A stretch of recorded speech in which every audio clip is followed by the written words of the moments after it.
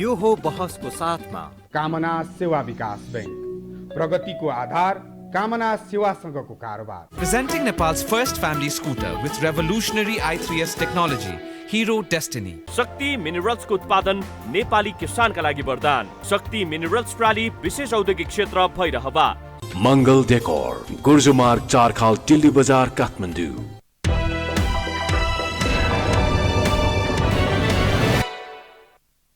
नमस्कार, यो बहसमा म यहाँहरूलाई हार्दिक स्वागत गर्दछु। जीवराम भण्डारी। सर्वप्रथम म आदरणीय दर्शकवृन्दलाई आज हामी दोस्रो वर्ष पुरा गरी तेस्रो वर्षमा यो टेलिभिजन प्रवेश गर्दैछ, यस उपलक्ष्यमा हामी खुसी साट्न चाहन्छौँ। आम दर्शकवृन्द, जो लाखौँ दर्शकवृन्दले माया, यहाँहरूको ममताका कारण हामी निरन्तर प्रयत्नशील छौँ। सर्वप्रथम मैले यो खुसी साटेँ। यससँगै आज हाम्रा अतिथि हुनुहुन्छ बुद्ध छिरिङ मोक्तान। उहाँ राजनीतिक विश्लेषक हुनुहुन्छ, समाजशास्त्र र पूर्वीय दर्शनका एक अध्येता पनि। आज गणतन्त्र दिवस पनि हामीले बारम्बारका जो परिवर्तन हेऱ्यौँ, देख्यौँ, भोग्यौँ, निरन्तर अभ्यासको क्रममा पनि छौँ। तर नेपाली जनले के आशा गरेका थिए र कुन अवस्थाबाट गुज्रिएको छ, यस्तो किन भइरहेको छ, समस्याको सिर्जना सर्जकको र के हुनु पर्थ्यो, के भइरहेको हो, विश्लेषणात्मक र सूचनामूलक ढङ्गले उहाँसँग म कुराकानी गर्ने प्रयत्न गर्नेछु। सर्वप्रथम म उहाँलाई स्वागत गर्छु। स्वागत छ यहाँलाई। धन्यवाद। अब म सिधै कहाँ प्रवेश गरेँ भने 62-63 को आन्दोलन। हजुर। तत्पश्चात नेपालको राजनीतिमा गणतन्त्र स्थापना भएको स्थिति, 72 सालमा जारी भएको संविधान, पटक पटकको निर्वाचन, स्थानीय तहदेखि केन्द्रसम्मको विभिन्न खाले सरकार, अनि अहिले देखा परेको यो गन्जागोल र भत्ताभुङ्गको अवस्था, यसमा कतिपय पक्षले गौरव गरेको गणतन्त्र। तपाईसँग यो विषय किन उठान गर्न जरुरी म ठान्दछु भने धेरै मानिस दलगत स्वार्थमा छन्। त्यो दलभित्रको दलदलमा फँसेका मानिस त्यो पार्टीको दायरा र नेताको टाढो हुनबाट बच्नका लागि पनि उसको बाध्यात्मक हुन्छ बोल्ने सवालमा, यो उत्कृष्ट हो, संसारको हो, हाम्रो नेता यस्तो उस्तो, हाम्रो यति वर्षदेखिको पार्टी, यो हिसाबले प्रस्तुत हुन्छ। तर आम जनलाई त्यसको केही मतलब छैन। समस्या जुन अहिले देखा पर्दैछ, राजनीतिक दलबीचको तनावको स्थिति छ, नेपाली जन सर्वाधिक दुखी छन्, एकपछि अर्को दुःखका दिन झन्झन बढोत्तरीमा छ। बेरोजगार सङ्ख्या बढ्दैछन् अनि हाम्रो परनिर्भरता बढोत्तरीमा छ। बाह्य तागतको वर्चस्व बढ्दै गएको यस्तो पनि दृश्य देखा पर्दछ। मूलतः गणतन्त्रलाई गणहरूले नै चलाउने भएको हुनाले अरू व्यवस्थाभन्दा यो उत्कृष्ट हो भन्ने मान्यता राख्ने कतिपय राजनीति शास्त्रका अगुवाहरू, राजनीति शास्त्रीहरू हाम्रो चाहिँ किन समस्या सिर्जना भयो र मूल समस्या हो के, कृपया। हजुर, धन्यवाद छ। सर्वप्रथम त अब यो टेलिभिजनको तेस्रो वार्षिक उत्सवको लागि यहाँहरूलाई बधाई छ। धन्यवाद, बहुत धन्यवाद। र भविष्यको सफलताको लागि शुभकामना पनि छ। गणतन्त्र दिवसको पनि शुभकामना सम्पूर्ण दर्शकहरूलाई पनि। मुख्य कुरो यो गणतन्त्र हो के पोलिटिकली, राजनीतिक रूपमा, यसको परिकल्पना जब अमेरिकी स्वतन्त्र सङ्ग्रामको बेलामा गरियो, वा फ्रान्सेली राज्य क्रान्तिले र अमेरिकी स्वतन्त्र सङ्ग्रामले गणतन्त्रको अवधारणालाई राजनीतिक रूपमा कार्यान्वयनमा ल्याए। यद्यपि यसको बहस गणतन्त्रको प्रयोग चाहिँ ईसा पूर्व ग्रिसमा पनि भएका थिए। ग्रिसकालीन राज्य व्यवस्थाहरू पनि गणतन्त्रात्मक थियो। यद्यपि त्यहाँ राजा महाराजा भए तापनि त्यसलाई किसिमको गणतन्त्रात्मक भन्ने गरिन्थ्यो। र यता पूर्वीय राजनीतिक इतिहासमा हेर्ने हो भने पनि गणहरूको शासन, गणहरूको राज्य व्यवस्थालाई गणतन्त्र भनियो। त्यो गण भनेको जातीय गणहरू हैन। जस्तै गौतम बुद्धको राज्यलाई चाहिँ गणतन्त्रात्मक राज्य भन्छ। त्यो त्यो शुद्धोधन आफै चाहिँ महाराज वा जनपद र महाजनपद अवस्थामा आइ नसकेको गणहरूको व्यवस्था, त्यसपछि जनपद, त्यसपछि महाजनपद, त्यसपछि यो राज्यहरूको विकास यसरी हाम्रो पूर्वीय प्रणालीमा हुन्थ्यो। पछि जब आधुनिक विश्वमा मानिसहरूले यो गणतन्त्रलाई लोकतन्त्रको अधिकतम विकासको रूपमा व्याख्या गरे राजनीति शास्त्रमा। यो लोकतन्त्र, डेमोक्रेसी, रिपब्लिकनिजम, गणतन्त्र, यसको अनुन्यासित सम्बन्ध छ र राजतन्त्र मोनर्कीको जक्स्ट अपोजिट, ठ्याक्कै विपरीत अवस्था चाहिँ गणतन्त्रको रूपमा विकास गरे। भनेपछि लोकतन्त्र चाहिँ राजतन्त्र विरुद्धको आन्दोलन थियो, अथवा कुनै पनि खालको स्थापित दैवी शासकहरूको, दैवी शासन व्यवस्थाको विरुद्धमा जुन अतार्किक भनेर इरेसनल, इलजिक, मिथिकल वा किंवदन्ती भनेर आरोप लगाएको थियो, त्यसको विरुद्धमा लोकतन्त्र, जनतन्त्र, जनवाद, प्रजातन्त्र भन्ने शब्द ल्यायो र त्यो लोकतन्त्र, जनतन्त्र, जनवाद र प्रजातन्त्रको अधिकतम अवस्था चाहिँ गणतन्त्र भनेर व्याख्या गर्यो। र यो व्याख्या युरोपियन व्याख्या हो, युरोपियले ज्ञान मीमांसाले गरेको व्याख्या हो र यसको पछि विश्वव्यापीकरण भयो। तर यो गणतन्त्रमा सङ्कट चाहिँ अब त्यो गणतन्त्र पनि कस्तो किसिमको हुने भन्ने किसिमको पछि जब शीतयुद्ध कालमा, शीतयुद्ध विकास भएपछि मार्क्सवादीहरूले, कम्युनिस्टहरूले एउटा नयाँ राज्य व्यवस्थाको प्रस्तावना अगाडि ल्याएपछि गणतन्त्र पनि दुई किसिमको हुने भयो। एउटा लोकतान्त्रिक गणतन्त्र, डेमोक्रेटिक रिपब्लिकन भन्ने एउटा भयो, अर्को जनवादी गणतन्त्र, पिपुल्स रिपब्लिक, जस्तै चाइना, नर्थ कोरिया जस्तो कम्युनिस्ट स्टेटहरू चाहिँ पिपुल्स रिपब्लिक भनेर दाबी गरे, जनवादी गणतन्त्र भनेर भए। अनि अमेरिका, फ्रान्स, भारत जस्तो चाहिँ लोकतान्त्रिक गणतन्त्र भनेर भनिए। यो दुई भागमा विभाजित भयो। गणतन्त्रले पनि दुई खेमाबाट हेर्न थालिए। नेपालको गणतन्त्र चाहिँ यो चाहिँ लोकतान्त्रिक गणतन्त्र हो, यो डेमोक्रेटिक रिपब्लिक हो, पिपुल्स रिपब्लिक होइन।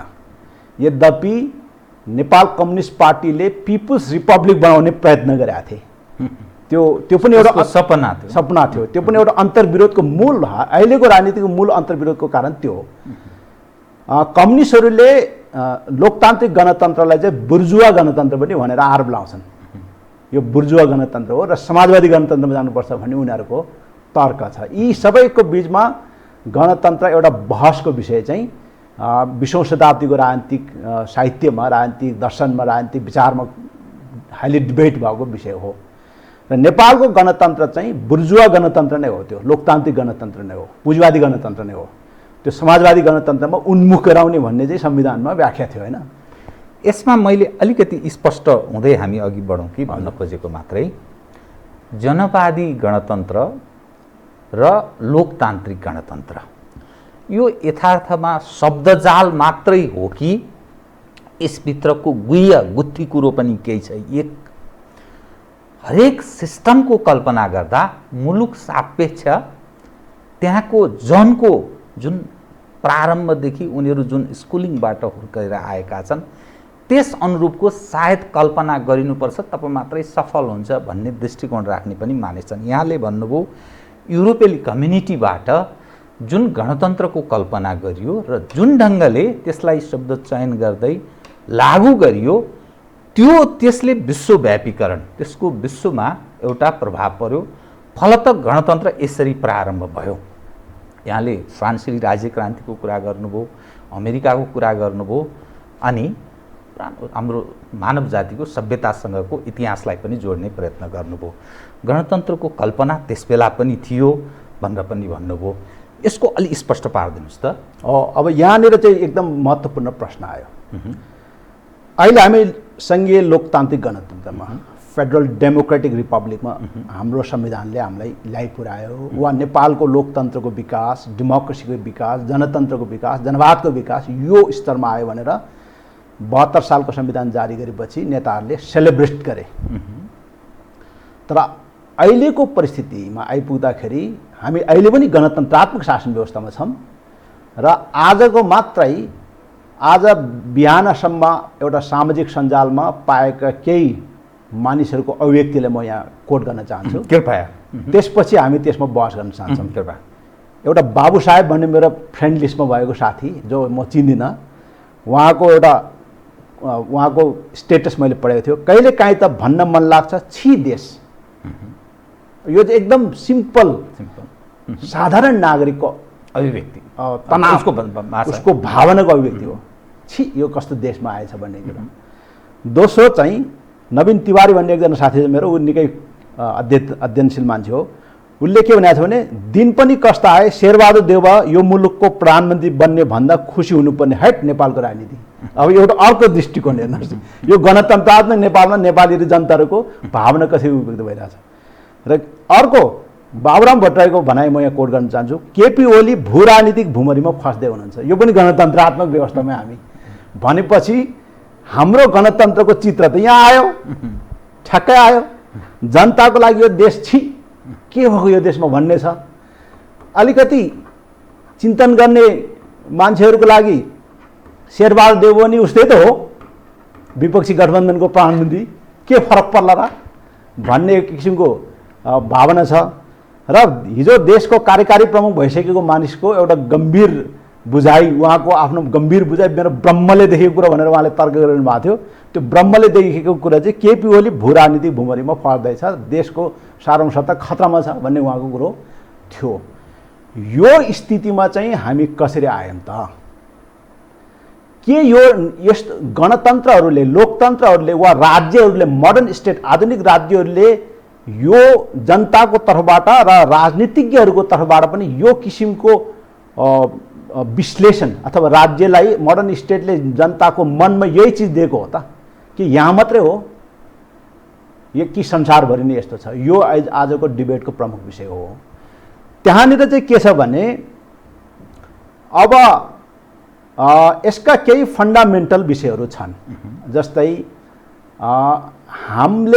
हामीले जुन भ्यालुबाट नेपाली समाज खोज्छौँ नि, जस्तै यो छी देश भन्ने साथीले वा सामान्य मानिस भयो, उसले देखेको यसो दृश्यलाई उसको मनमा त्यस्तो लाग्यो त्यो भावना, यो देशको अहिलेको अवस्था देखेर छी कस्तो देशमा जन्मिएछु भन्ने साथीले होस्, वा शेरबहादुरले पनि उस्तै देख्ने साथीले होस्, वा भू राजनीतिमा जटिल परिस्थिति खडा भयो भन्ने राजनीतिलाई सञ्चालन गर्ने डाक्टर भट्टराईले भनेको अनुभवले पनि उहाँलाई भनेको अवस्था निकटबाट बुझ्ने स्थितिमा उहाँलाई पुर्याएको छ। यो तिनटै अवस्थाको विकल्प के त? एउटा प्रश्न अहिले छ। यो तिनटै अवस्थाले सर्वदम नेपालीहरूको सिङ्गो भावनालाई समेट्छ। यो तिनटै अवस्थामा यसको विकल्प के हुन सक्छ? नम्बर 1, कि हामी यस्तै जान सक्छौँ लोकतन्त्रको नाममा, गणतन्त्रको नाममा, वा अर्को चाहिँ यो तिनटै अवस्था दिमागमा आइराख्दाखेरि उनीहरूले सापेक्षित रूपमा के चिजसँग तुलना गरेर यो अहिलेको नेपाललाई चाहिँ छी भन्न गए, अथवा उनको मस्तिष्कमा छी नभन्ने कुरो चाहिँ के थियो होला? अब केपी ओली र शेरबहादुर देउवामा खासै अन्तर नदेख्ने अवस्थामा उसको मस्तिष्कमा कस्तो राजनेता खोजेको होला? वा भू राजनीतिक जटिलतामा नफसेको देश भनेर नेपालको स्वतन्त्रताको परिकल्पना डाक्टर भट्टराईको मस्तिष्कमा कस्तो होला, चिन्तनमा कस्तो होला भन्दाखेरि त्यो चिन्तन निर्माणको पछाडिको ज्ञान के होला?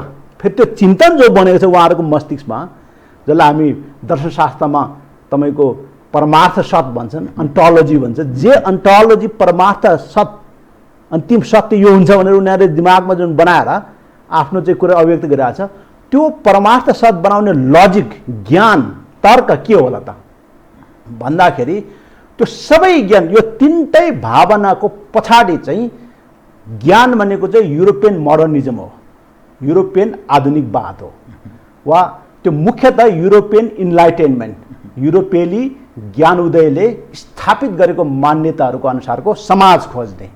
अनि त्यो समाज आफूले खोज्दाखेरि नपाउँदाखेरि यी सबै भावनाहरू त्यहाँ अभिव्यक्त हुने भनेपछि अब यहाँनिर चाहिँ अहिले यी तिनटै भावनाहरूले नेपालमा एक किसिमको सही एन्सर, यो तिनटै भावनालाई नेपालीहरूले एउटा सही एन्सर दिने पोइन्टमा चाहिँ नेपालीहरू कसरी पुग्छ त, वा चिनियाहरू कसरी गरिरहेछ, वा चिनियाहरूले आफूलाई अहिले एउटा नेसन स्टेट, राष्ट्र राज्यको ठाउँमा सिभिलाइजेसनल स्टेट, सभ्यतात्मक राज्य हो भनेर भन्न थाले।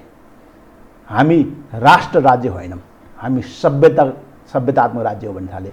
त्यही कुरो नरेन्द्र मोदीका बीजेपी पार्टीले दोहोऱ्याएको छ। अमेरिकामा डोनाल्ड ट्रम्पहरूले त्यही प्र्याक्टिस गरे, बेलायतमा बोरिस जोन्सनहरूले त्यही अभ्यास गरे र संसारभरि यो अभ्यास अहिले विकसित बनेका औद्योगिक क्रान्ति पश्चातको उच्चतम पुँजीवादको उच्चतम विकास भएको भनेका देश, सम्पन्न भएका भनेका देश र विकासशील वा विकास नभएका भनेका देश, लिस्ट डेभलप भन्ने देशहरूमा राजनीति पावरलाई प्ले गर्ने, शक्तिको अभ्यास गर्ने जुन प्याराडाइम छ, जुन प्याराडाइम अफ पावर प्र्याक्टिस छ, पावर एक्सर्साइज छ, त्यो एउटै प्याराडाइम माइन्डसेटमा कसरी विकास भयो? भौतिकीमा त अमेरिका र जापान र नेपाल त फरक छ भौतिक विकास हिसाबले, तर साइकोलोजिकल प्याराडाइम किन एउटै भयो? किन केपी ओली र डोनाल्ड ट्रम्पको स्ट्रेटेजिक प्लानिङ उस्तै उस्तै देखिए? यी सबै कुराहरूको पछाडिको हामीले गहिरो विश्लेषण नगरिकन यो ग्लोबल स्केलमा, यस्तो म्याक्रो स्केलमा, यस्तो युनिभर्सल स्केलमा प्याराडाइम सिफ्टिङ कसरी भए, यहाँनिर चाहिँ अहिले यो कुरा नबुझिकन यी सबै समस्याहरूको समाधान पनि हामी दिन सक्दैनौँ। यहाँले बडा सिम्पल बुझ्ने भाषामा भनिदिनु भयो। तपाईँले 3 व्यक्तिलाई प्रयोग गर्नुभयो।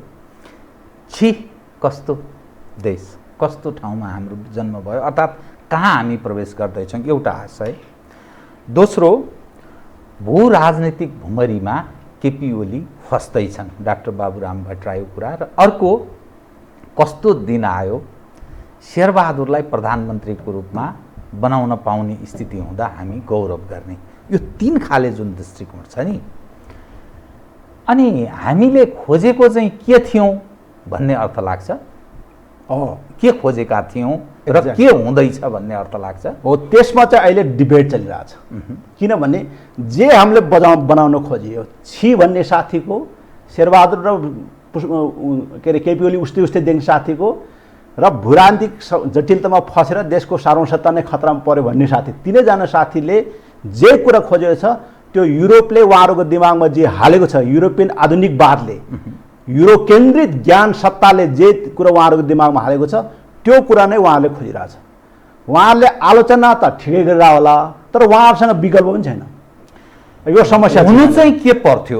जो दृष्टिकोण जुन उहाँहरूको प्रस्तुत भयो, यहाँले उद्धरण गर्नुभयो अघि, हुनु चाहिँ के पर्थ्यो? नेपाल सापेक्षको कुरा गरौँ न, जस्तो जनगणतन्त्र र जनवादी जनगणतन्त्रको जुन गणतन्त्रको तपाईँले कुरा गर्नुभयो र लोकतान्त्रिक गणतन्त्रको जुन कुरा गर्नुभयो, नेपाल सापेक्ष सन्दर्भको कुरा गर्दा युरोपेली मस्तिष्क अर्थात् त्यसलाई जो आदर्शको रूपमा मान्ने पक्ष र सायद त्यस ढङ्गले गइदिए हुन्थ्यो भन्ने दृष्टिकोण राख्ने पक्ष, त्यो क्रमशः हाबी हुँदै गएको साङ्केतिक रूपमा तपाईँ यसरी पनि प्रस्तुत हुनुभयो। हजुर, नेपालको सन्दर्भमा हुनु के पर्थ्यो, कुन रूपमा चाहिँ एज अ अप्सनको रूपमा, विकल्पको रूपमा कुन रूपमा हेरिनुपर्छ हामीले चाहिँ आजको दिनमा सम्झँदाखेरि? अब त्यो विषय यहाँले जुन प्रश्न गर्यो, नेपालको सन्दर्भमा के हुनुपर्छ भन्ने प्रश्न, यो प्रश्न अहिले अमेरिकामा पनि यो डिबेट भइरहेछ। किनभने अब यसरी चल्दैन। अमेरिकन डेमोक्रेसी, अमेरिकन रिपब्लिकनिजम, अमेरिकन कन्स्टिट्युसनलिजम, जुन अमेरिकन फाउन्डिङ फादर्सहरूले जे स्थापित गरे र त्यसबाट अब चल्न सक्दैन, निरन्तर त्यो सधैँ त्यसरी चल्न सक्दैन भने किन गर्नुपर्ने कुरा आयो? किनभने त्यहाँ अमेरिकाको डेमोग्राफिक परिवर्तन भयो, जनसङ्ख्याको कम्पोजिसन, डेमोग्राफिक कम्पोजिसनमा र्याडिकल परिवर्तन भयो। अमेरिका निर्माण गर्ने त वास्प भन्नेहरूले बनाएको, त्यो वाइट एङ्ग्लो सेक्सन प्रोटेस्टेन्टहरूको, र त्यो अहिले पनि अमेरिका कम्प्लिटली सेक्युलर स्टेट होइन। अमेरिकन स्टेट चाहिँ सेक्युलराइजेसनमा गइराखेको स्टेट हो, तर टोटल उनीहरूले भनेको जस्तो सेक्युलर स्टेट होइन। त्यहाँ अमेरिकन राष्ट्रपतिले बाइबललाई छोएर शपथ ग्रहण गर्नुपर्छ र यो मुलुक गडले बनाएको हो भन्नुपर्छ। त्यसैले म त राजाहरूले जस्तो म गडको प्रतिनिधि हुँ चाहिँ राष्ट्रपतिले भन्दैन, तर मैले गरेको कामको सबै क्रेडिट गडलाई दिन्छु भनेर गड ब्लेस अमेरिका भनेर भन्नुपर्छ। यो त्यो किन भन्नु पर्यो? अमेरिका जस्तो रिपब्लिकनिजमको र डेमोक्रेसीको त्यस्तो च्याम्पियन स्टेटले त्यो किसिमको कन्जर्भेटिभ आइडिया किन लिनु पर्यो होला? यो प्रश्न गतिलो, जबकि यो प्र्याक्टिस अमेरिकाले 300 वर्षदेखि गरिरहेछ र आजको सोकल मोडर्न साइन्टिफिक एजमा पनि त्यो कुरा झन् कमजोर हुनुपर्नेमा झन् त्यो कुरा चाहिँ एकदम स्ट्रङली आइरहेछ। अहिले कुनै पनि अमेरिकन राष्ट्रपतिले बाइबल नछुइकन म ओथ लिन्छु, शपथ लिन्छु भन्यो र आफ्नो स्पिचको अन्त्यमा गड ब्लेस अमेरिका भनेन भने त्यो राष्ट्रपति ठुलो राजनीतिक सङ्कटमा पर्छ। किन? जबकि अमेरिका हो यो सबै हाम्रो दिमागमा चाहिने नचाहिने सेक्युलरिजमको लिबरलिजमको सबै विष बमन गराउने मोडर्न एजुकेसन अरूलाई त्यही भर दिइरहन्छ। तर उनीहरूले चाहिँ स्वयं चाहिँ त्यो प्र्याक्टिस उनीहरू किन गर्न सक्दैन? किन त्यो गरेकै त्यहाँको प्रेसिडेन्टको पोजिसनमा ठुलो धक्का लाग्छ? किन? सो पावर क्लासको फन्डामेन्टल कुरा के हो त यहाँ देख्नु पर्यो नि त। यो कम्प्लिटली अब्जेक्टिभ मात्रै हो त। मार्क्सिस्टहरूले भने जस्तो र भौतिकवादीहरूले भने जस्तो खालि यो वस्तुगत मात्रै हो त। यसमा सब्जेक्टिभ एस्पेक्ट चाहिँ केही पनि छैन। गड ब्लेस अमेरिका भनेर अमेरिकाले गडले ब्लेस गरेको हुन्छ त? हुँदैन नि त। तर त्यो सब्जेक्टिभली अमेरिकनहरूलाई गड ब्लेस अमेरिका भन्दाखेरि सुरक्षित महसुस हुने त्यो साइकिकल कुरा कहाँबाट आयो त? यो आध्यात्मिक कुराहरू हुन्छ नि। अनि हाम्रोमा चाहिँ कन्जर्भेटिजमलाई चाहिँ पुरै नकारात्मक हेर्ने बडा महत्त्वपूर्ण चरणमा यो पूर्वीय दर्शनको पनि यहाँ एउटा अध्येता भएको नाताले तपाईँले कन्जर्भेटिजम यो यसलाई अलि अलग ढङ्गले हेर्ने दृष्टिकोण राख्ने मानिसहरू नेपाली समाजमा खास गरी उच्च तहमा जो पुगेका छन् उनीहरू नकारात्मक ढङ्गले प्रस्तुत गर्ने प्रयत्न गर्छन्। तर जो समृद्ध देश छ, जो आस्थाको कुरा गर्छ, त्यो त्यहाँबाट जस्तो अमेरिकनहरू, पश्चिमा कतिपय देशहरू बाइबललाई नछुइकन ओथ नलिकन अघि बढ्न सक्दैन। यदि उनीहरूले त्यसो गरे भने उनीहरूको अस्तित्वमाथि प्रश्न चिन्ह खडा हुन्छ। हजुर, हामी कहाँ जस्तै केपी ओलीजीले अस्ति भर्खरै तपाईँले म सम्झाउन चाहन्छु, उहाँले ईश्वरको नाम लिन उहाँले चाहनु भएन, दुत्कार्नुभयो। अनि प्रतिज्ञा भन्ने शब्दमाथि पनि उहाँले त्यो पर्दैन, अर्थात् आपत्ति जनाउनु, त्यसमा कुनै उहाँमा कुनै पश्चाताप पनि रहेन। हामी पूर्वीय संस्कृतिको उद्गम स्थलको दाबी गर्दछौँ। पश्चिमाहरू आधुनिकताको चरम उपभोग गरेको त्यस रूपमा आफूलाई दाबी गर्दछन्। उनीहरू त्यो अवस्थाबाट मुक्त हुन सकेका छैनन्। हामी यसलाई चाहिँ धुत्कार्छौँ। अनि परम्परा कन्जर्भेटिजमको जो यहाँले कुरा गर्नुभयो नि, त्यो के हो? यो विषयलाई कसरी बुझ्ने हो? किन समाजमा यो पक्ष हावी हुँदै गइरहेको छ? समाजले हेर्ने दृष्टिकोण एक खाले बन्दैछ। यो के हो? यो चाहिँ एकदम महत्त्वपूर्ण पोइन्टमा ल्याउनु भयो। यसको लागि म दक्षिण अफ्रिकाको चर्चको आर्च बिसप डेस्मन्ड टुटुको एउटा भनाइ कोटेसन यहाँ पढ्न चाहन्छु। डेस्मन्ड टुटु जसले नेल्सन मण्डेलासँगै नोबेल पिस प्राइज पाएको थिए, उनी आफै चर्चको आर्च बिसप हो, दक्षिण अफ्रिकाको चर्चको, सिङ्गो चर्चको। र आर्च बिसप यदि त्यो प्रोटेस्टेन्ट चर्चको आर्च बिसप हो भने त्यसको स्वीकारोक्ति बेलायतको महारानीले गर्नुपर्ने हुन्छ। तपाईँको क्याथोलिक चर्चको हो भने पोपले गर्नुपर्ने हुन्छ। सम्भवतः ऊ प्रोटेस्टेन्ट होला सायद मेरो विचारमा, किनभने बेलायतको कोलोनी भएको हुनाले। महारानीद्वारा आर्च बिसपको रूपमा अनुमोदन भएका आर्च बिसपले एउटा भनाइ के भनेको छ भने, when they first came to Africa, भनेको युरोपियनहरूको बारेमा, जब युरोपियनहरू पहिलोचोटि अफ्रिकामा आए, दे ह्याड द बाइबल, उनीहरूले बाइबल लिएर आए। वी ह्याड द ल्यान्ड, हामीसँग जमिन थियो। दे सेट लेट्स प्रे, उनीहरूले भन्यो प्रार्थना गरौँ। We close our eyes to pray, हामीले आफ्नो आँखा बन्द गऱ्यौँ प्रार्थना गर्नलाई। When we opened our eyes after prayers, जब हामीले प्रार्थना पछि आफ्नो आँखा खोल्यौँ, we had the Bible, they had the land, उनीहरूसँग जमिन थियो, हामीसँग बाइबल थियो। अब उनीहरूको बाइबल हाम्रो हातमा आएछ, हाम्रो जमिन उसको हामी सबै चिज गुमाएछौँ, मात्रै बाइबल थियो हामी। यो वेस्टर्न प्रोजेक्ट यो अहिले पनि यो कन्टिन्यू छ हैन। त्यसपछि अर्को एउटा पोइन्ट के छ भने जुन इन्लाइटेनमेन्ट भनेर भनियो, जुन इन्लाइटेनमेन्टको मस्तिष्कबाट देश व्यथितिमा गएको भनेर अघिको 3टा रेफरेन्स जसले मैले 3जनालाई कोट गरेँ, उनीहरू इन्लाइटेनमेन्ट युरोपियन इन्लाइटेनमेन्टद्वारा इन्लाइटेनमेन्टको जगमा इन्लाइटेन भएका नेपाली सचेत नेपाली हो उनीहरू उहाँहरू। त्यो इन्लाइटेनमेन्टले के दाबी गरेको थियो भने enlightenment thinking has been understood as both a contrast to मिथसँग कन्ट्रास्ट गर्ने किम्बदन्तीसँग and as a force opposing it, र किम्बदन्तीलाई धार्मिक किम्बदन्तीलाई अपोज गर्ने फोर्सको रूपमा मानियो। As a contrast because it counters the authority of ट्रेडिसनको अथोरिटीले यसले काउन्टर गर्छ with non coercion of the better argument. अब यहाँनिर सबभन्दा समस्या आयो, उनीहरूले के भन्छ भने with non coercion of the better argument. इन्लाइटेनमेन्ट थिङ्कर्सहरूले जुन कोर्सन गर्छ, अरूमाथि हस्तक्षेप गर्छ, त्यो चाहिँ कोर्सिभ छैन, त्यो हस्तक्षेपकारी छैन, किनभने त्यो बेटर आर्ग्युमेन्ट छ, त्यसले ट्रेडिसनको अथोरिटीलाई ब्रेक गरेर मान्छेलाई मुक्त गर्छ, इन्लाइटेन गराउँछ, मान्छेमा ज्ञान उदय गराउँछ भन्ने तर्क स्थापित गरेर युरोपियनहरूले संसारभरि आफ्नो नलेजलाई फैलाए। परम्परा रूढिवादी यो कुनै नमान्ने भनेर उनीहरूले त्यसलाई रूढिवाद भनेर उनीहरूले नामाकरण गरे। त्यो रूढिवाद हो कि होइन त्यो हामीले विश्लेषण गर्ने कुरा होला। अनि त्यसपछि के भन्यो भने better as an opposition force to the extent that it breaks the collective spell of the mythical powers by means of individually acquired insights which gain motivational insight. Individually acquired insights भनेको व्यक्तिले आफ्नै प्रयत्नबाट प्राप्त गरेको ज्ञान, कुनै ईश्वरको भक्ति गरेर प्रार्थना गरेर होइन। त्यही भएर उहाँहरू ईश्वरको नाममा प्रतिज्ञा गर्न चाहनुहुन्न होइन, शपथ खान चाहनुहुन्न, उहाँ त्यो तपाईँको सेक्युलरिजमको प्र्याक्टिस होइन। तर फेरि उहाँहरू फेरि कम्युनिस्ट भएर राम मन्दिर बनाउनु बाध्य छ, फेरि त्यो चुनाव भोटको लागि राम मन्दिरको पशुपतिको दर्शन पनि गरिरहनु भएको छ केपी ओलीले।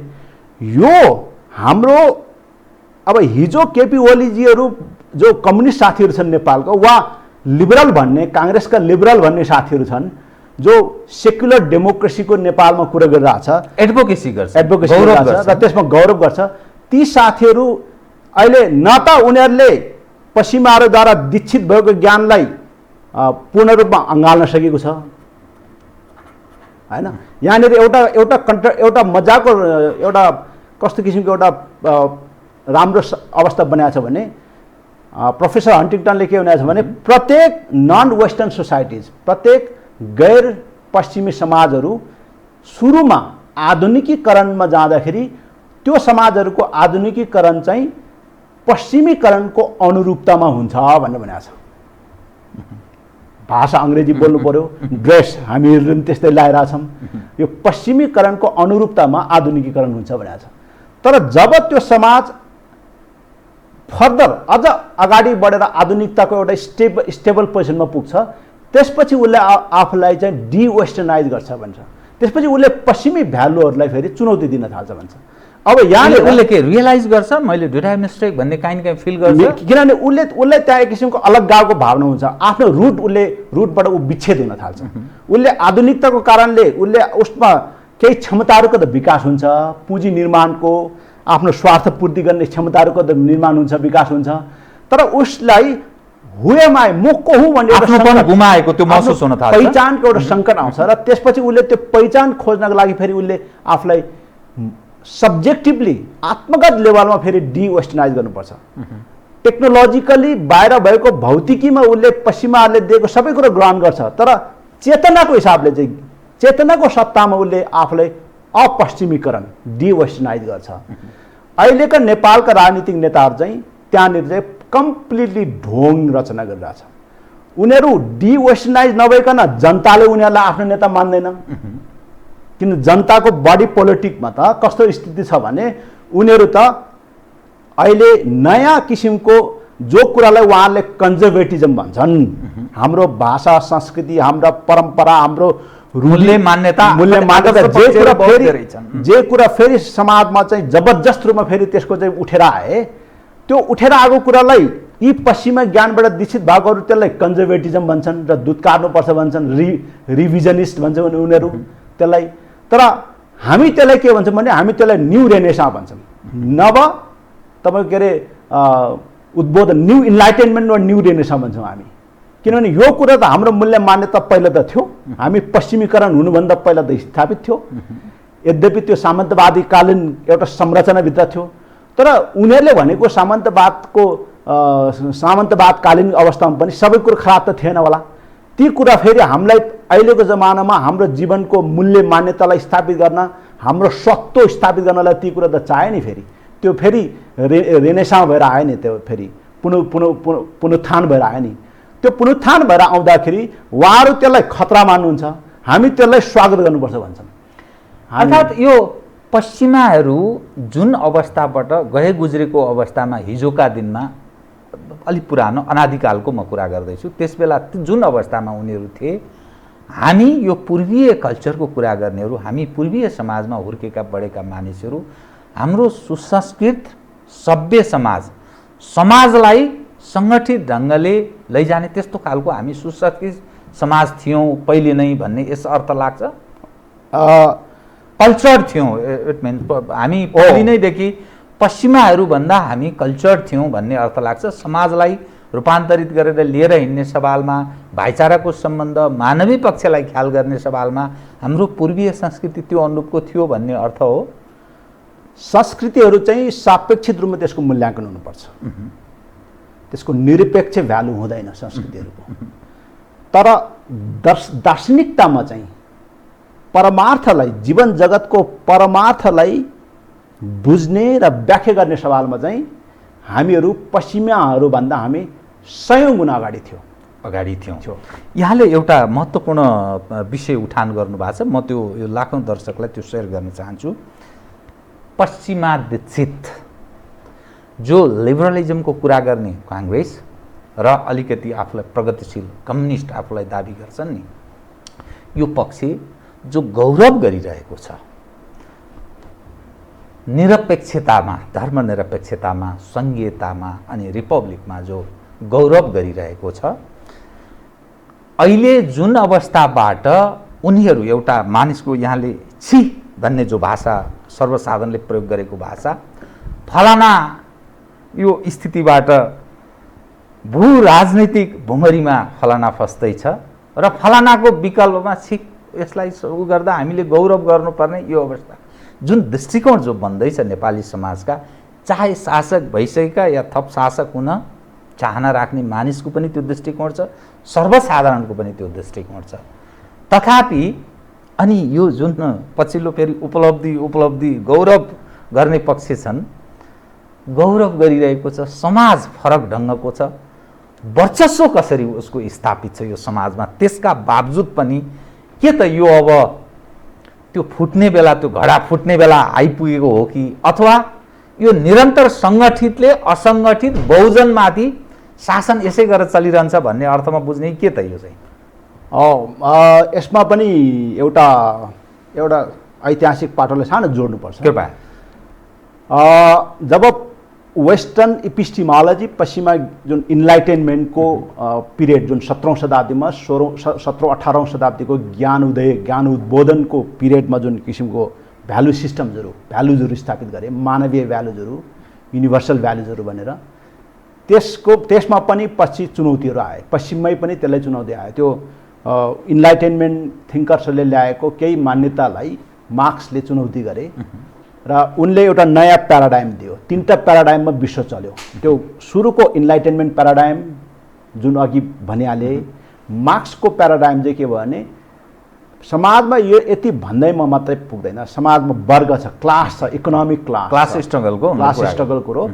र उहाँले के भन्नुभयो भने हाल पर्यन्त अवस्थित मानव इतिहासको इतिहास वर्ग सङ्घर्षको इतिहास हो, त्यसले गर्दा वर्ग सङ्घर्षको इतिहास बुझेन भने यो इतिहासै बुझ्दैन भनेर भनेपछि त्यो सर्वार वर्ग र बुर्जुवा वर्गको बिचको जुन अवस्था छ, त्यसमा सर्वारहरूले अब राज्य सत्ता लिनुपर्छ भनेर आह्वान गरेपछि विश्व दुई ध्रुव जस्तो अनि त्यो राज्य सरकारहरूको राज्य सत्ता चाहिँ कम्युनिजम हुन्छ, त्यो साम्यवाद हुन्छ भनेर भनेपछि त्यसको लागि लडाइँ लड्यो र त्यसको लागि त्यो प्राप्तिको लागि लडाइँ देशहरूमा लडाइँ लड्यो, देशभित्रको राज्य शासकहरूसँग एउटा युद्ध भयो र रुसमा त्यो जितिए जारहरूको विरुद्धमा। त्यसपछि फेरि उतापट्टि जुन लिबरल क्यापिटलिजम जुन थियो त्योसँग फेरि अर्को ग्लोबल स्केलमा फेरि वार भयो, त्यसलाई शीत युद्ध भन्यो। शीत युद्धको अन्त्य चाहिँ सोभियतको पतनपछि शीत युद्धको अन्त्य भयो। शीत युद्धको अन्त्य भएपछि एउटा थेसिस अमेरिकामा बनेको छ, त्यो म सानो छोटो चाहिँ म भन्न चाहन्छु। त्यसमा के भने यो फ्रान्सिस फुकुयामा भन्ने फिलोसफरले फुकुयामाले के भन्यो भने what we may be witnessing is not just the end of Cold War. हामीले खालि शीत युद्धको अन्त्य मात्रै हेरिरहेको छैनौँ, देखिरहेको छैनौँ, or the passing of a particular period of post war history अथवा पोस्ट वार हिस्ट्रीको केही समय हामीले हेरिरहेको मात्रै छैनौँ, but the end of the history as such.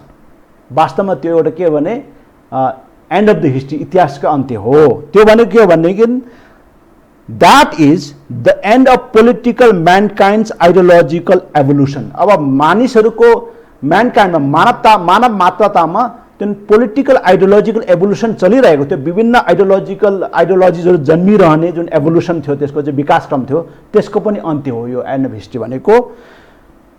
And the universalisation of western liberal democracy. अब खालि फेरि त्यो एन्ड अफ द हिस्ट्रीले के गर्यो भनेदेखि अब कम्युनिजम समाप्त भयो, अन्य आइडियाजहरूको एभोल्युसन समाप्त भए, तर वेस्टर्न लिबरल डेमोक्रेसीको चाहिँ युनिभर्सलाइज हुने भयो, त्यसको चाहिँ विश्वव्यापीकरण वा त्यो चाहिँ शाश्वत भएर जाने भयो भनियो। As the final form of human government, के को रूपमा? As the final form of human government. अब ह्युमन गभर्मेन्ट मानव सरकारको चाहिँ अन्तिम रूपमा चाहिँ त्यो वेस्टर्न लिबरल डेमोक्रेसी हुने भयो भनेर भनियो। यो तर्क चाहिँ त्यही बेला खण्डित गरेको छ। त्यो बेला कसरी खण्डित गरेको छ भने यो तर्कलाई फुकुयामाको आफ्नै राजनीतिक गुरु, आफ्नै प्रोफेसर हन्टिङटनले के भन्यो भने in this modern world global politics will be politics of civilisation. अहिलेको विश्वमा, आधुनिक विश्वमा विश्व राजनीति, वैश्विक राजनीति सभ्यताको राजनीति हुनेछ, स्थानीय राजनीति, देशीय राजनीति, देश बीचको राजनीति चाहिँ जातीय राजनीति हुनेछ अथवा राष्ट्रिय राजनीति हुनेछ, नेसनल एथनिक पोलिटिक्स हुनेछ। राइभरी बिट्विन सुपर पावर, जुन हिजो शीत युद्ध कालमा सुपर पावर बीचको जुन प्रतिस्पर्धा थियो, दुश्मनी थियो, त्यसलाई चाहिँ सभ्यताहरू बीचको द्वन्द्वले प्रतिस्थापित गर्नेछ भनेर भनेको छ। र त्यो सभ्यताहरू 8वटा सभ्यता निर्माण हुनेछ भनेर प्रस्ताव गरेको छ। त्यसमध्येमा 2टा सभ्यताको बीचमा हामी छौँ, 2टा महान सभ्यताको बीचमा, एउटा सिनिक वा चाइनिज सभ्यता, एउटा हिन्दू वा भारतवर्षको सभ्यताको बीचमा हामी छौँ। वा आज हामी यो 2टै सभ्यताको एउटा कन्फ्लुएन्स हौँ, हामी एउटा तपाईँको दोभान हो, 2टा सभ्यता र मिसिने दोभान हो हामी नेपाल भन्ने देश। यो हजारौँ वर्षदेखि त्यसको कहिलेकाहीँ प्रक्सी वारको रूपमा त्यो दुई सभ्यताको बीचमा यहाँको आन्तरिक तागतले प्रक्सी वार गरेको जस्तो पनि देखिन्छ कि के देखिन्छ यो आन्तरिक स्थिति चाहिँ? अब अहिले त त्यो प्रश्न आयो नि। अब वेस्टर्न सभ्यता जो तपाईँको मोडर्निजमको नाममा अहिले त वास्तवमा यो कम्युनिजमको नाममा पनि अघिको बाइबल बाँडे जस्तै त हो नि त्यो। त्यसको एसेन्समा त उसको सत्ताको एक्सपान्सनिजम हो, त्यो उसको सत्ताको विस्तार हो कम्युनिजमको नाममा, र डेमोक्रेसी पनि उसको सत्ताको विस्तार हो, ह्युमन राइट्स पनि उसको सत्ता र उसको भ्यालु, उसको ज्ञान सत्ता र उसको ज्ञान सत्ताको विस्तार मार्फत हाम्रो वस्तु सत्तामाथि नियन्त्रण गर्ने हो। त्यो पुँजीवाद सबै त्यो त कोलोनियल प्रोजेक्ट अहिले पनि चलिरहेछ नि त। अर्थात् हामी सबै गुमाउँदैछौँ, एकपछि अर्को क्रमशः आफ्नोपन पनि गुमाउँदैछौँ, हाम्रो वस्तु सत्ता पनि क्रमशः घुम्दै गएको छ। किनभने हामीलाई पुँजी चाहियो भन्लान्। अब यसमा यो कम्प्लिटली एकदमै च्यालेन्जिङ छ कि अहिलेको संसारमा। यो च्यालेन्जिङ स्थितिमा हामी फेरि यो संसारबाट अलग्गिएर रहन पनि सक्दैनौँ। आफ्नो स्वत्व बचाउनु पनि छ, आफ्ना भूमि बचाउनु पनि छ। फेरि बाबुरामजीले भन्नुभएको छ त्यो के अरे सङ्कटमा पर्दैछ भन्ने कुरा। यो चुनौतीको अवस्था कसरी सिर्जना भयो भन्दाखेरि तेस्रो प्याराडाइममा गयो। अघिको पहिलो इन्लाइटेनमेन्ट प्याराडाइम समाप्त भयो, कमजोर भयो, जुन प्याराडाइमलाई काङ्ग्रेसले बोक्छ। दोस्रो कार्ल मार्क्सको प्याराडाइम जुन कम्युनिस्ट पार्टीले बोक्ने, त्यो पनि एकदम कमजोर भएर गयो। अब हन्टिङटनले भनेको तेस्रो प्याराडाइममा आउँदाखेरि हामीले सभ्यतासँग, आफ्ना नजिकको सभ्यतासँग हामी आबद्ध नभइकन अथवा एलायन्स नबनाइकन हामी विश्वमा सर्भाइभ गर्न सक्दैनौँ। त्यसले गर्दा ओलीजी अब मोदीजीसँग मिल्न जानुभयो र मोदीजीले भारतमा के गर्नुभयो भन्दाखेरि मोदीजीले वेस्टर्न सिस्टमबाट कम्युनिस्ट वा लिबरल भन्नेहरूले मार्क्सिस्ट वा लिबरलहरूले भनेको वेस्टर्न मोडलको भारत बनाउन बन्द गरेर रोकेर, किनभने उनीहरूको वेस्टर्न मोडलको भारत भनेको त नेसन स्टेट बनाउने हो। त्यो नेसन स्टेटको फर्मुलेसनभित्र फेडरलिजम आदि इत्यादिको कुरा हो। जे भ्यालु सिस्टम त वेस्टले डिटर्मिन गरेको, यही इन्लाइटेनमेन्टले डिटर्मिन गरेको भ्यालु सिस्टम हो। त्यसलाई चुनौती दिँदै मोदीले सिभिलाइजेसनल स्टेट बनाउने प्रोजेक्ट ल्यायो। त्यो सिभिलाइजेसनल स्टेट बनाउने प्रोजेक्टको विरुद्धमा पनि भारतमा पनि सङ्घर्ष चलिरहेछ।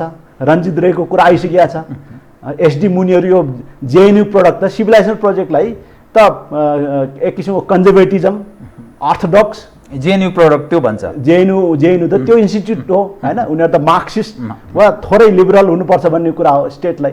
भनेपछि यहाँ त ठुलो वैचारिक बहस संसारभरि चलिरहेछ नि। जस्तै डोनाल्ड ट्रम्पले एउटा सिभिलाइजेसन स्टेट बनाउन खोज्यो,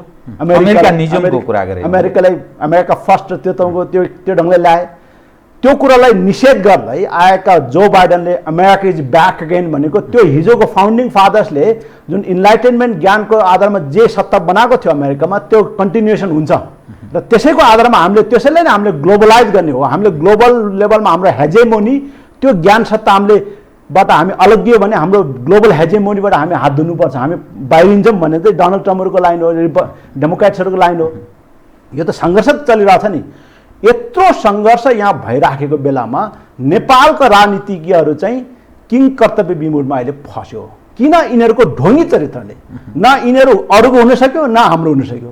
यिनीहरू खालि पैसाको मात्रै भए जम्मा जम्मी। बहुत महत्त्वपूर्ण तपाईँले विषय उठान गरिरहनु भएको छ।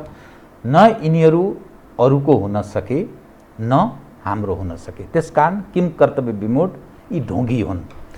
अब म यही सन्दर्भमै जोडेँ 62-63 को आन्दोलन, 12 बुँदे दिल्ली सहमति, नेपालको राजनीतिमा आएको परिवर्तन र त्यस बेलाको म दृश्य झलझल सम्झन्छु।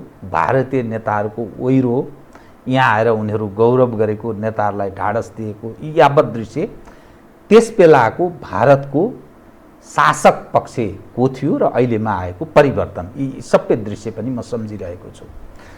सवाल के रह्यो भने नेपालको आन्तरिक राजनीतिका जो तागत अहिले पछिल्लो समयमा स्थापित भएको तागतको कुरा गर्दा स्वयं कम्युनिस्ट एकले अर्कालाई सिद्ध्याउने खेलमा सामेल छ। माधव कुमार नेपाल, प्रचण्डजी लगायतको एउटा समूह, ओलीजी र जसपाको एक खाले समूह सहितको, सायद कमल थापा पनि त्यहाँ निकट जस्तो देखा पर्दछ। पोलराइज हुँदाखेरि शेरबहादुरलाई जुन, अर्थात् नेपाली काङ्ग्रेसलाई जुन एङ्गलबाट हेरिन्थ्यो, अहिले आन्तरिक राजनीतिमा हेर्दा शेरबहादुर, प्रचण्ड, माधव कुमार नेपाल, झलनाथ खनाल लगायत एउटा मोहन विक्रम सिंहहरूको समूह र त्यसमा बाबुराम उपेन्द्र यादव, यसरी पोलराइज भएको छ। अर्कोतर्फ केपी ओली, नारायणमान बिजुक्छे, महन्त ठाकुर, राजेन्द्र महतो, कमल थापाहरूको यो ढङ्गले पोलराइज भएको छ। फेरि गर्छन् अलिक बडा अप्ठ्यारो, यस्तो हेर्दाखेरि अलिक असहज अप्ठ्यारो जस्तो, अलिक बुझ्न गाह्रो भए जस्तो, सङ्घीयता, गणतन्त्र, धर्मनिरपेक्षतामा गौरव गर्ने यी खालका अहिलेको नेपालको राजनीतिमा यो नेतृत्व पङ्क्तिका मानिसहरू, तर त्यही भित्र फेरि अर्को खाले पक्ष छ जो त्यसलाई चुनौती दिइरहेको छ। जस्तै चित्रबहादुर केसी अर्थात् मोहन विक्रम सिंहहरू संहिताबाट देश कोल्याप्स हुन्छ भन्ने मान्यता राख्छन्। सामेल कोसँग छन् उनीहरू? माधव कुमार नेपाल, प्रचण्डजीहरूसँग सहयात्रा गरेको संहितावादीसँग। कमल थापा यो गणतन्त्रबाट देश समाप्त भयो, धर्मनिरपेक्षताले हाम्रो पहिचान समाप्त पार्यो भन्ने दृष्टिकोण राख्ने कमल थापा ओलीजीसँग सामेल भएको देखिन्छ। यो विरोधाभासको जुन अवस्था छ र गणतन्त्र भन्ने व्यवस्थाभित्र हामी छौँ अहिले। अब यो आन्तरिक रणको र यो सिस्टमको भविष्य के हुन सक्छ त? इन्टरनेसनल जुन तपाईँले प्याराडाइमको विश्वको एउटा ध्रुवको कुरा गर्नुभयो र यहाँ पनि एक ढङ्गले पोलराइज हुँदै हुँदै हुँदै गएको छ र यो सिस्टम सत्ता चल्छ या चल्दैन भने के आउँछ भन्ने मानिसको हरको मस्तिष्कमा के होला, यसै गरेर चल्ला, चल्दैन भने के आउला भन्ने एउटा निरन्तर त्यो प्रश्नको रूपमा छ। के हुने? एकदम कस्तो राम्रो तपाईँले पिक्चराइज गर्नुभयो। यो पिक्चरको यो जुन पिक्चराइजेसन तपाईँले गर्नुभयो त्यसको सुरुवात चाहिँ 12 बुधा हो। र 12 बुधाले नेपालमा 12 बुधा हुँदाखेरि त्यसले नेपालमा जनयुद्ध गरिरहेका उग्र वामपन्थ भनेर आरोप लगाएका वा टेरोरिस्ट अर्गनाइज कम्युनिस्ट टेरोरिस्ट भनेको मार्क्सिस्ट टेरोरिस्ट भनेका सङ्गठनका नायकहरूलाई सत्तामा आरोहण गराउनलाई सत्तारोहण गराउनको लागि 12 बुधाले राजमार्ग खोल्यो, बाटो खोल्यो। र बृहत शान्ति सम्झौता हुँदै संविधान सभा हुँदै गणतन्त्रको घोषणा हुँदै त्यसपछि तपाईँको 72 को संविधान जारीसम्म आइपुग्दाखेरि त्यहाँ धेरै चिज चाहिँ बदल्यो। त्यो बदलाव जुन थियो त्यो बदलावमा 12 बुधाले जसलाई शक्तिमा ल्याए पुष्पकमल दाहाललाई, उनी एक किसिमको अस्थिरतामा फस्यो, एडभेन्चरिस्ट विजेताको रूपमा आएका व्यक्ति अस्थिरतामा फसे, एडभेन्चरिस्ट भयो। उनको त्यो क्यारेक्टर अहिले पनि हटेको छैन। र एउटा मानवको हिसाबले एउटा इन्डिभिजुअल व्यक्तिले त्यस्ता किसिमको प्रयत्नहरू गर्न पाउँदैन चाहिँ म भन्दिनँ, त्यो स्वतन्त्रता हुन्छ। तर त्यस्तो प्रयत्नहरू एकाडेमियामा मात्रै ठिक हुन्छ, पोलिटिक्समा त्यस्ता एडभेन्चरिस्ट क्यारेक्टर काम लाग्दैन। किन पोलिटिक्सले त जनजनको जीवनलाई असर पार्ने भएको हुनाले, राज्यको सार्वभौमसत्ता अस्तित्वलाई असर पार्ने भएको हुनाले त्यहाँ चाहिँ गम्भीरता चाहिन्छ। यो एडभेन्चरिजम भन्दा पनि एक किसिमको प्रोफाउन्ड चिन्तन, गम्भीरता, धैर्यता, धीरता चाहिन्छ। त्यो चिजको अभाव चाहिँ पुष्पकमल दाहालमा भयो। अर्थात् उहाँ असफल हुनुभयो, त्यो सिस्टम सञ्चालनका लागि उहाँ त्यहीँ फेल खानुभयो, असफल हुनुभयो भन्ने अर्थ लाग्यो। असफल मात्रै हुनु भएन, उहाँलाई विस्थापन गर्नुपर्ने ठाउँमा आइपुग्यो।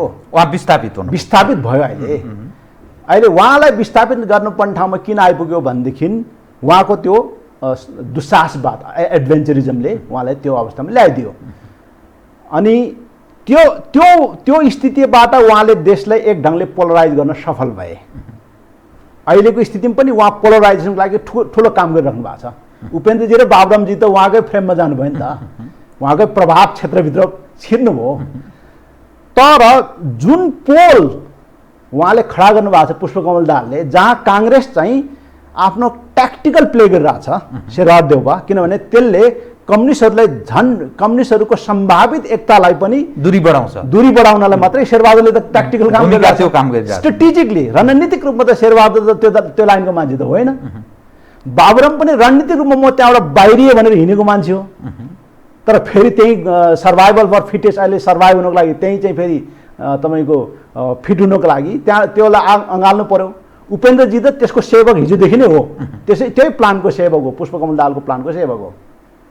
तर पुष्पकमल दाहाल अहिले राजनीतिक रूपमा इरेलेभेन्ट भइसक्यो, असान्दर्भिक भइसक्यो उनी। अब योभन्दा बढी फेरि उसले त्यो आफ्नो एडभेन्चरिस्ट क्यारेक्टरलाई अझ प्रशय दियो भने उनलाई झन् निषेध गर्दै लैजान्छ।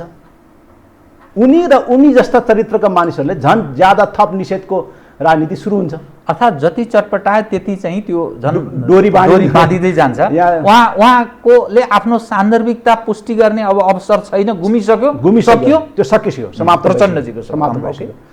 भनेपछि अब त्यो बेला यो सबै जुन गेम भइरहेछ, प्रचण्डको जुन एडभेन्चरिजम र प्रचण्डबाट हुन सक्ने रिस्क, खतरा, जियोपोलिटिकली आउन सक्ने खतराहरूलाई त्यसलाई निषेध गर्ने स्थानमा नेतृत्वदायी भूमिका कसले खेल्यो भने केपी ओलीले खेले हैन। र त्यसमा ट्याक्टिकली केपी ओली सफल भए।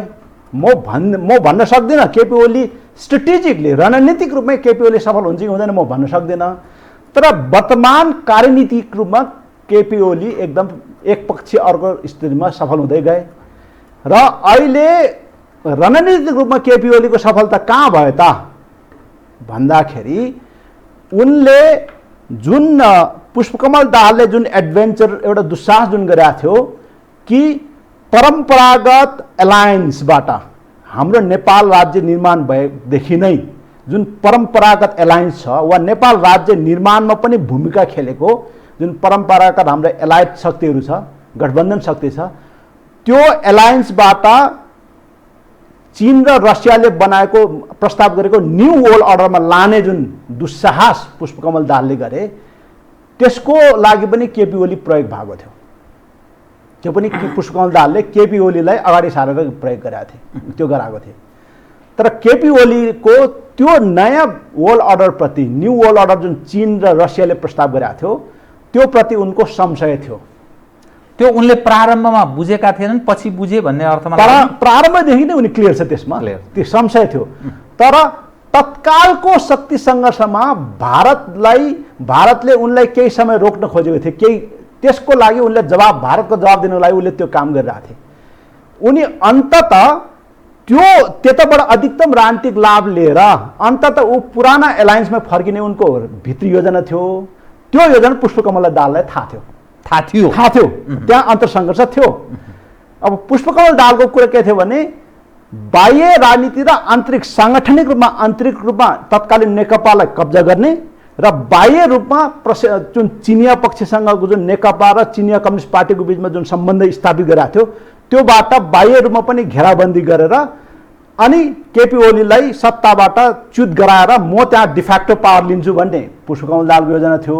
त्यो योजना केपी ओलीले प्रारम्भदेखि नै थाहा थियो र त्यो योजना केपी ओलीले त्यो पुष्पकमल दाहालको योजनालाई प्रहार गर्ने अवसर चाहिँ कुन बेला पायो भने जुन बेला कोभिड आयो। त्यसलाई सक डक्ट्रिन भन्छ कि पोलिटिक्समा। जस्तै युद्ध भयो, भूकम्पको बेलामा जुन सक भयो नि, त्यो सक डक्ट्रिनलाई प्रयोग गरेर संविधान जारी गरेर पुष्पकमल दाहालहरूले संविधानलाई पुस्ट गरेर त्यसपछि त्यो संविधान 72 संविधानमा यो हाम्रो एलायन्स जुन छ परम्परागत एलायन्सको असन्तुष्टि रह्यो। त्यसमा पश्चिमाहरूको खासै असन्तुष्टि थिएन तर भारतको ठुलो असन्तुष्टि थियो। र फेरि यो कोभिडको सकलाई प्रयोग गरेर पुष्पकमल दाहालको योजनालाई समाप्त पारिदियो केपी ओलीले अनि यिनीहरू बाहिर पछारिए। त्यसमा यो विभाजनमा अवसर खोजिरहेछ काङ्ग्रेस, हैन? अब पछारिएपछि उठ्न सक्छ कि सक्दैन? अब उठ्न सक्दैन, त्यो एलायन्स उठ्न सक्दैन। किनभने अनि शेरबहादुर फेरि त्यसको लिड गरेर हिँडिरहेछन्। शेरबहादुरको के हुन्छ? शेरबहादुरले त्यहाँबाट आफूलाई विच्छेद गराउँछ, पछि क्रमशः विच्छेद गराउँछ।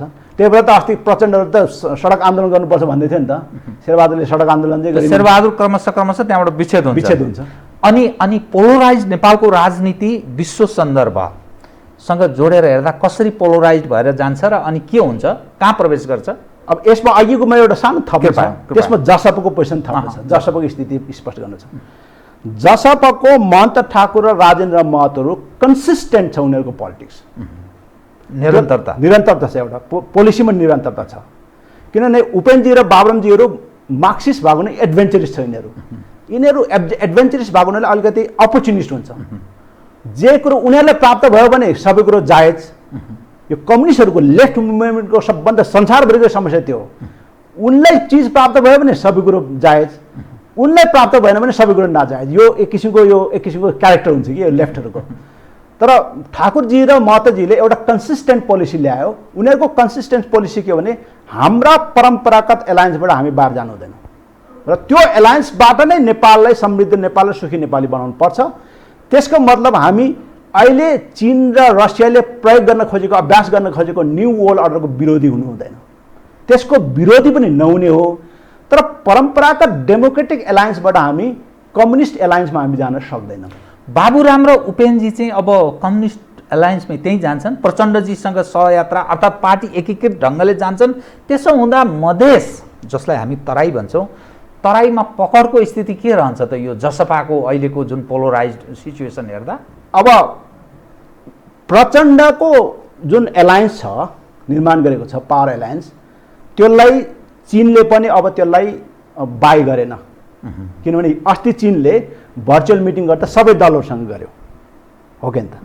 जबकि पहिला नेकपा मात्रसँग मात्रै गर्यो। त्यत्रो गहिरो सम्बन्ध नेकपासँग बेच्यो र त्यो भर्चुअल मिटिङमा प्रचण्डले के दाबी गरेको थियो भने बीआरआईको जिकिर गरेको थियो र त्यो बीआरआई चाहिँ मेरो प्राइम मिनिस्टरसिपको बेला भाग हो भनेर उनी चाहिँ म तिम्रो एलायन्सको सबभन्दा विश्वासिलो पात्र हो भनेर उसले आफ्नो पुरानो पोजिसनलाई त्यहाँ रिटेरेट गरिरहेको थियो, दाबी गरिरहेको थियो।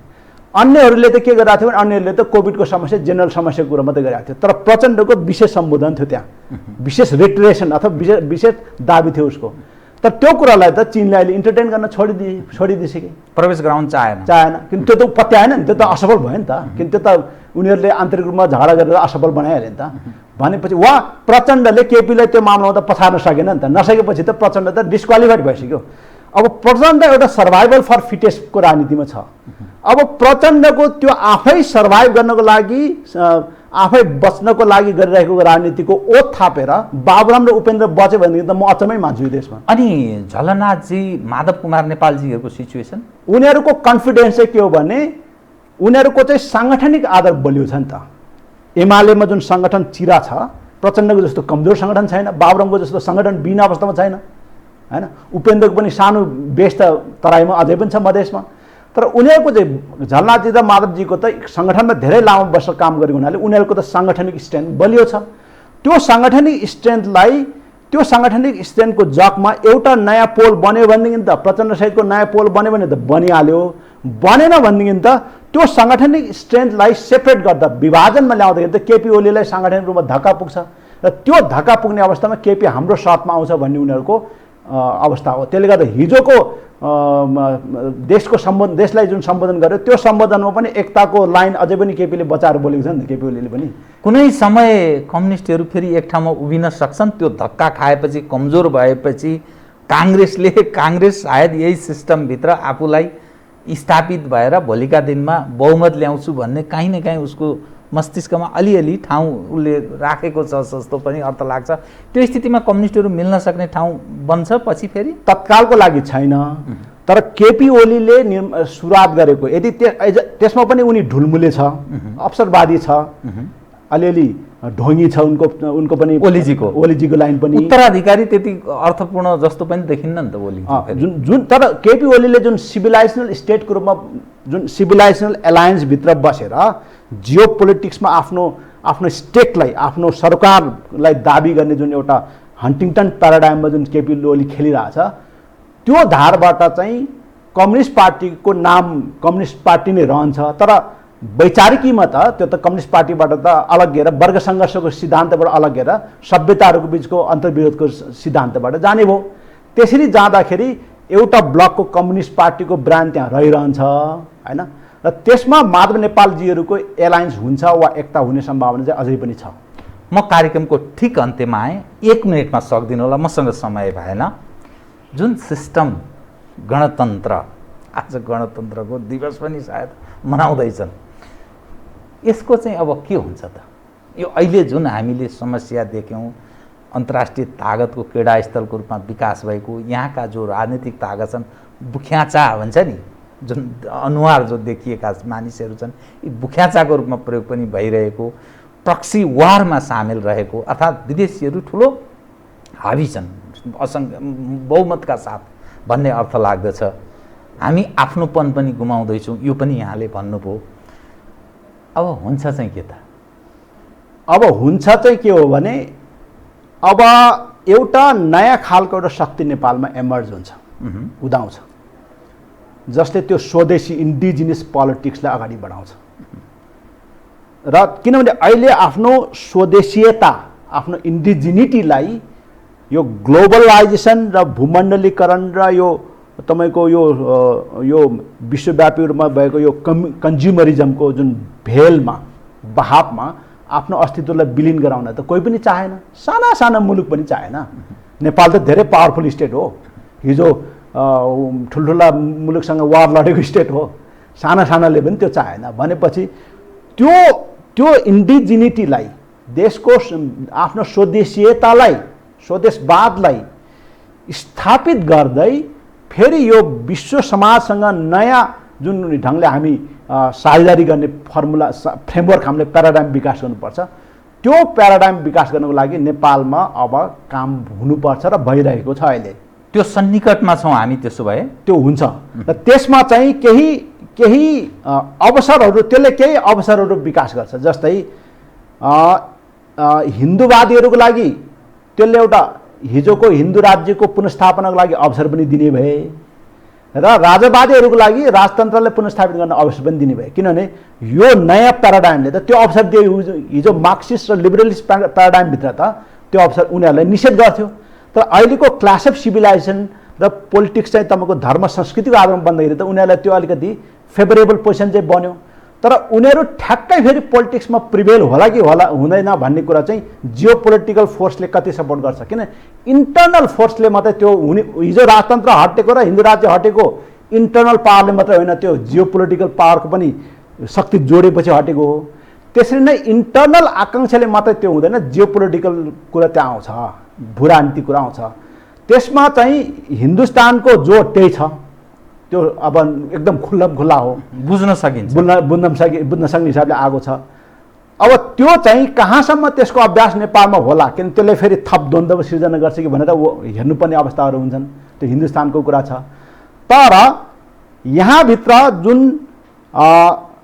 जुन एउटा एथनिसिटिजहरू छ, यहाँको बहुल राष्ट्रियताहरू छन्, प्लुरिनेसनल्सहरू छन् यहाँभित्र, कल्चरको आधारमा आफूलाई नेसनालिटीको रूपमा व्याख्या गर्ने जुन एउटा सोसल साइन्स र पोलिटिकल साइन्सको, यो पनि पश्चिमा व्याख्या नै हो है, फेरि यो हाम्रो व्याख्या पनि होइन।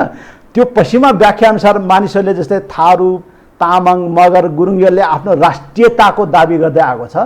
यो बहुल राष्ट्रियताको अवधारणाबाट नेपाललाई ल्याएको छ। ती शक्तिहरूले आफूलाई कति राजनीतिक रूपमा केन्द्रीकृत गर्न सक्छ, शक्तिको केन्द्रीकरण गर्न सक्छ र कति रूपमा आफूलाई सङ्गठित गर्न सक्छ भन्ने किसिमले हेर्दाखेरि नेपाललाई बहुराष्ट्रिय राज्य बनाउने एउटा फोर्स यहाँ बन्छ। नेपाललाई युरोपियन मोडलको नेसन स्टेट बनाउने र यो बुर्जुवा गणतन्त्रको रूपमा राखेर आफ्नो लुटतन्त्रको रूपमा राखिराख्ने एउटा बुर्जुवा प्रोजेक्ट यहाँ बनिरहन्छ।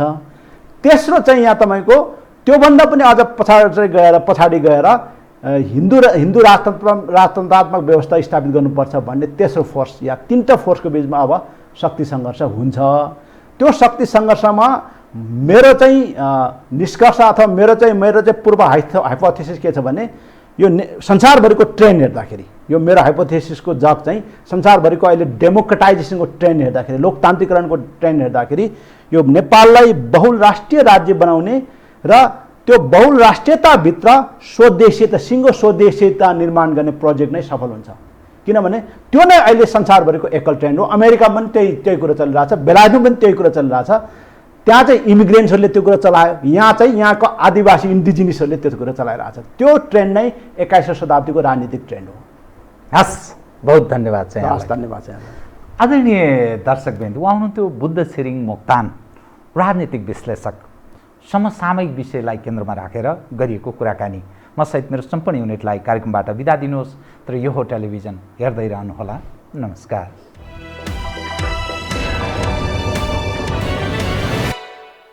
यो हो बहसको साथमा कामना सेवा विकास बैंक, प्रगतिको आधार कामना सेवासँगको कारोबार। Presenting Nepal's first family scooter with revolutionary i3s technology, Hero Destiny. शक्ति मिनरल्सको उत्पादन नेपाली किसानका लागि वरदान। शक्ति मिनरल्स प्रणाली विशेष औद्योगिक क्षेत्र भैरहवा। मङ्गल डेकोर, गुर्जुमार्ग 4 खाल टिल्ली बजार काठमाडौँ।